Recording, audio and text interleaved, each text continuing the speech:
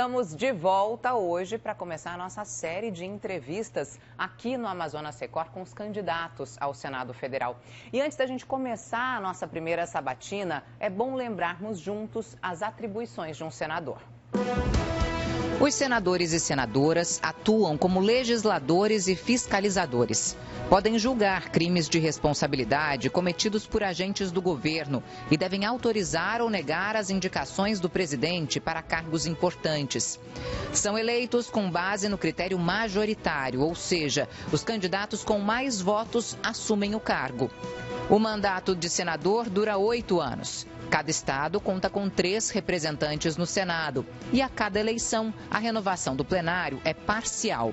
Nas eleições deste ano será eleito um senador por estado. Nosso primeiro convidado é o candidato Arthur Virgílio Neto, do PSDB. Arthur é diplomata, completou 45 anos de vida pública, foi deputado federal e senador por 20 anos, líder da oposição do Senado por 8, 2 vezes líder do presidente Fernando Henrique Cardoso, ministro-chefe da Secretaria-Geral da Presidência da República e 3 vezes prefeito de Manaus. Candidato, muito obrigada pela presença. Sou eu a agradecer, Natália. Aliás, eu tenho uma impressão ótima da equipe de vocês como um todo. Eu era prefeito quando vocês chegaram aqui e eu disse, olha, que bom, o pessoal que sabe tratar com decência a questão pública. Então vamos começar, a nossa entrevista tem 15 minutos e o tempo começa a contar a partir de agora. Claro, candidato, que alguns temas são de extrema importância para o nosso estado e vão ser tratados com todos que passarem por aqui. Eu não posso deixar de falar da defesa do polo industrial de Manaus diante de tantos decretos do governo federal. E a gente sabe que esses decretos ameaçam a competitividade do modelo Zona Franca e os empregos gerados pela indústria aqui no nosso estado. O que o senhor pretende fazer para defender o modelo Zona Franca? O que já fiz no passado, eu simplesmente parava o Senado a hora que queria. Você tem que conhecer o regimento. Tem senador que passa por lá e nem lê o regimento. É preciso saber o que fazer para, por exemplo, paralisar o Congresso Nacional, Câmara e Senado juntos. O momento certo é quando vai votar orçamento, quando vai votar a lei de diretrizes orçamentárias. Você chega lá e diz o que quer. Então não deixava passar nada que ferisse a Zona Franca. Recebi uma vez um recado do líder Mercadante, do presidente Lula, pelo líder Luiz Mercadante, que é um querido amigo meu. Ele disse, faltava 1 ano e meio para acabar o mandato. Ele disse assim, avisa para aquele chato do Arthur Virgílio, que até o final do meu mandato eu não vou mais mexer com Zona Franca, que eu não aguento mais a voz dele. Aí eu liguei de volta para ele e falei, presidente, olha, é o chato falando e agradeço muito a sua decisão. Agora, claro que recursos para a ciência, tecnologia, para explorar a biodiversidade, são muito bem-vindos. Pode mandar, que aí eu não serei chato. Eu serei super agradável e agradecido ao senhor. É um bom momento para a gente falar sobre articulação política. A gente sabe, principalmente quando a gente fala de Senado Federal, a importância disso. Como é que o senhor vê isso? E como é que o senhor pretende conseguir aliados em prol do Amazonas? Sua pergunta é muito inteligente. Eu fazia isso mesmo. Eu tinha uma pessoa que ela marcava todas as horas e dias das reuniões das outras bancadas. Geralmente as confusões eram com São Paulo, quase sempre, e com o governo brasileiro. Então, eu ia na reunião deles. E chegava lá, eu já chegava com um briefing, né? Já chegava pronto e assumia que defendia, e assumia a defesa daquele Estado. E isso ia rendendo aliados, ia rendendo aliados. Quando eu era deputado, eu ajudei bastante a influenciar para a Ford ir para a Bahia, porque o Rio Grande do Sul não aceitou. A Ford foi para a Bahia. Então, o governador ficou agradecido, a bancada inteira ficou agradecida com as atitudes que a gente tomou dentro do governo Fernando Henrique. Ajudei muito a Hyundai a ir para Goiás. Então, a gente chegava numa hora crítica para a Zona Franca, é claro que vinha baiano, vinha goiano, vinha rio-grandense do norte, vinha todo mundo que tinha sido beneficiado por uma solidariedade gratuita e espontânea, vinha para apoiar, enfim. Então, eu entendo que o senador de verdade, ele tem que ter coragem, ele tem que ser independente, não pode ficar dependendo de uma emendazinha, cala porque recebeu uma emenda, eu vou receber emenda falando muito e às vezes falando mal. E vou receber as emendas que eu precisar e que eu quiser para ajudar o meu Estado. Então é uma questão de personalidade também. Agora você tem que chegar e dizer, olha, tem que ter bom relacionamento com os seus companheiros, você tem que ter bom relacionamento com os seus adversários, você tem que transitar bem, tem que estar bem relacionado com os deputados mais importantes, mais fundamentais, para você agir de um jeito que, em algum momento, você possa ser um socorro para eles, e em outros momentos, eles serão um socorro para a Zona Franca de Manaus, por exemplo. É uma tática que não inventei, eu apenas copiei de pessoas como Tancredo Neves, como Ulisses Guimarães, como Jabras Passarinho, pessoas que... Meu pai, o senador Arthur Virgílio Filho, eu apenas aprendi com essas pessoas. Candidato, como representante do Amazonas no plenário, a preservação da Amazônia vai ser prioridade para o senhor? Para mim? Como crescer e desenvolver de forma sustentável? Meu primeiro discurso como deputado lá atrás, do tempo que eu era bonito ainda, então, desde aquele tempo que eu tinha essa preocupação ambiental. E o meu primeiro discurso foi sobre meio ambiente, foi sobre um incêndio, incentivos fiscais concedidos à Volkswagen, autorizaram a Volkswagen a fazer um desmatamento no sul do Pará.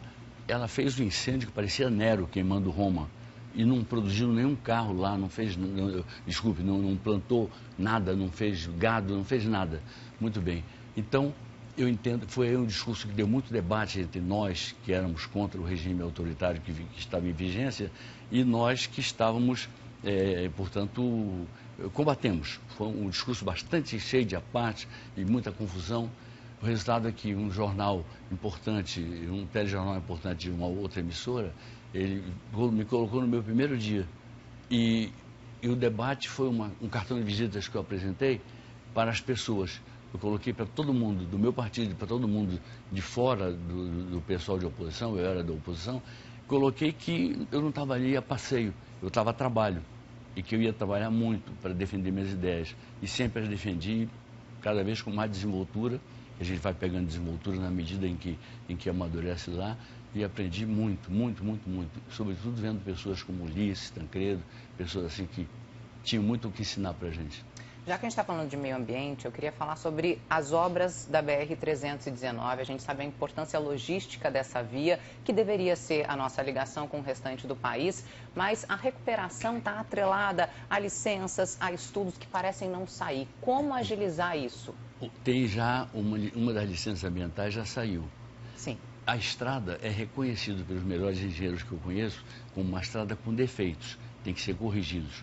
O grade é rebaixado e precisava ser elevado, enfim, ela tem que ser preparada para ser uma estrada que aguente carga pesada e não uma estrada que meramente sirva para o turismo, enfim, tem que ser um trabalho esmerado mesmo, que vai durar alguns anos. Agora, eu acho que o Amazonas merece esse prêmio. O Amazonas mantém 95% da sua cobertura florestal original, mantém isso em pé. Então, ele merece esse prêmio. É como você fazer um arranhão na sua pele. Não é como cortar um tendão. O tendão é uma coisa grave, dói muito. O arranhão você cura com qualquer mertiolate, qualquer coisa assim. E então eu entendo que ela é necessária e, sendo um ambientalista assim, absolutamente aberto que eu sou, eu entendo que o Brasil todo deve compreender que o Amazonas não é uma ilha, que o Amazonas tem que ter uma saída para o resto do país. Senão parece que tem um Brasil lá e tem outro Brasil cá. E o Brasil de lá não entende bem que o futuro não está no Brasil de lá, o futuro está no Brasil de cá. Este Brasil aqui é que é capaz de acabar com a miséria se nós explorarmos trilionariamente as riquezas da zona da floresta amazônica, as riquezas dos nossos rios.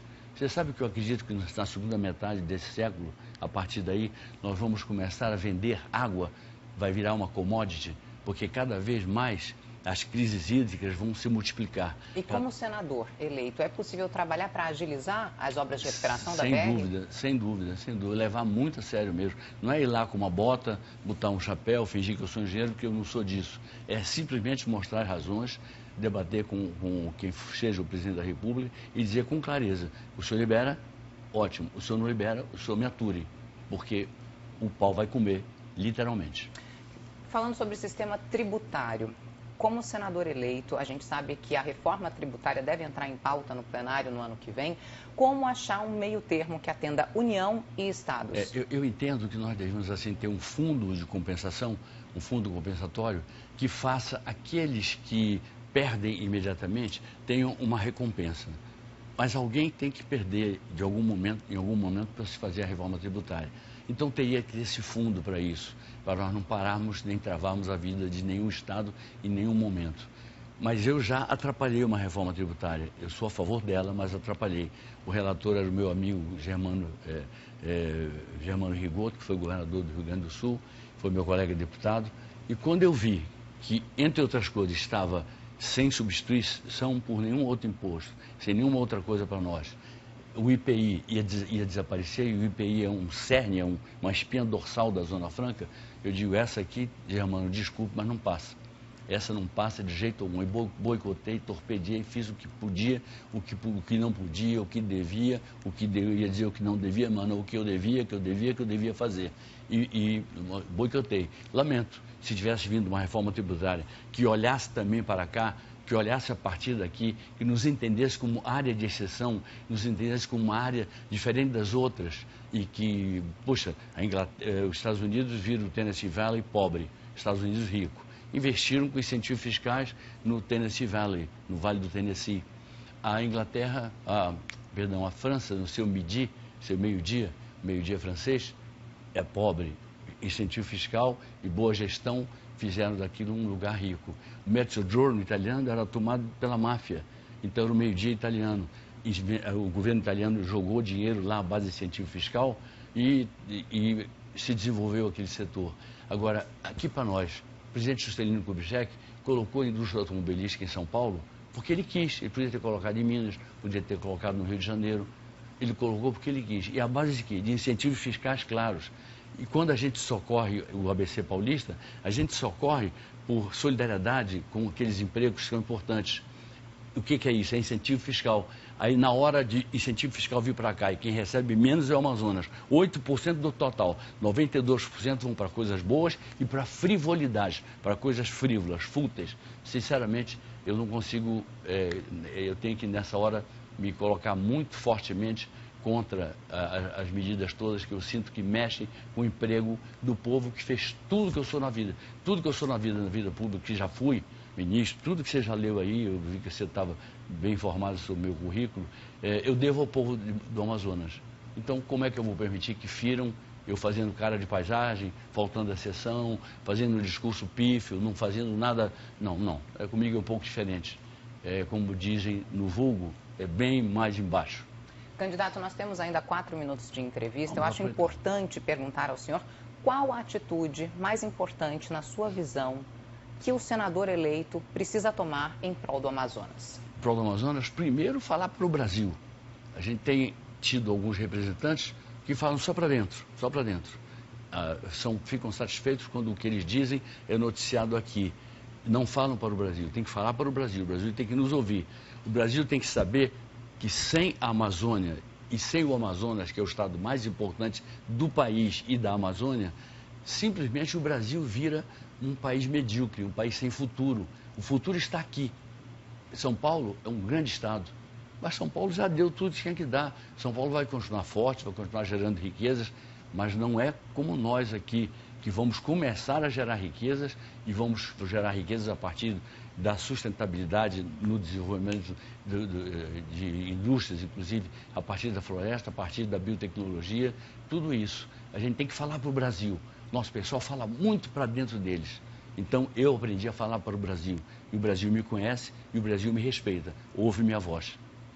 Candidato, nós ainda temos 2 minutos e 40. A gente sabe da importância fiscalizadora do senador. Como é que o senhor vê isso e onde estarão os olhos de Arthur Virgílio Neto, caso eleito? Eu vou aproveitar esses 2 minutos, que são fantásticos, porque eu vou dizer o seguinte, olha, não tem coisa mais imoral do que essas emendas de relator, essas emendas secretas. Para mim não vai ter nada secreto. Eu não vou aceitar nenhuma emenda secreta para mim e não vou deixar ninguém aceitar. Eu vou proibir os outros de aceitarem. Eu vou para cima de cada um, vou denunciar, vou mostrar que isso é um chamariz para a corrupção, tanto do parlamentar quanto do governador, do prefeito, de quem receba aquelas emendas. Por que não no portal da transparência? Por que não claramente exposta a emenda que você fez? De fulano de tal para o prefeito Beltrano de tal. Pronto, portal da transparência, e eu vou solicitar ao Ministério Público Federal que acompanhe essas obras todas, acompanhe e vigie, tome conta com muita força de uma coisa que faz mal ao conceito do país. Ainda temos 1 minuto e 40. Qual o setor mais importante que precisa de mais destinação de verbas aqui no nosso estado, na opinião do senhor? Olha, o nosso interior, domingo é domingo, segunda é domingo, terça é domingo, quarta é domingo, quinta é domingo, sexta mais ou menos, sábado é sábado, uma cervejinha, uma coisa, domingo é domingo. Vivem das bolsas, das ajudas que são periódicas, são de vez em quando, enfim, quando a coisa fica mais apertada, e não há emprego no Nordeste. Estão acabando com 8 mil empregos, acabando com os concentrados aqui. 8 mil empregos. Eu disse isso ao Paulo Guedes. Paulo falou, poxa, Arthur, como é que um cara como você briga por 8 empreguinhos daquele xaropinho? Eu digo, não é xaropinho, é concentrado de refrigerante. E, Paulo, não são 8 empregos, são 8 mil empregos, que equivalem a mais ou menos 100 mil empregos do ABC paulista. Então, a gente tem que desenvolver o interior de verdade. Não fazer do interior uma clientela política, fazer do interior algo que leve a se ter uma homogeneidade entre uma Manaus, que tem que voltar aos seus melhores momentos, e um interior que completa o Amazonas, também ele próprio com direito a universidades, com direito a estudo, com direito ao lazer, com direito ao emprego. Tem muito o que fazer aqui. Então, a minha voz estará à disposição de tudo aquilo que for bem intencionado com o Brasil em segundo lugar, com o Amazonas, claro, em primeiro lugar. Se eu tiver que optar entre o governo brasileiro e o Amazonas, eu tranquilamente não sou brasileiro nessa hora. Eu sou amazonense, com clareza. Arthur Virgílio Neto, muito obrigada pela presença agradeço, aqui na nossa Natália. série de entrevistas. Achei Muito obrigada. interessante que você é Natália com TH, né? Não, sem H. Ah, me deram errado, porque eu não precisava do H. Muito obrigada, viu, candidato? Um prazer tê-lo aqui. Prazer também. O Amazonas Secor vai para um rápido intervalo, mas a gente volta com as notícias aqui do nosso estado. Até já.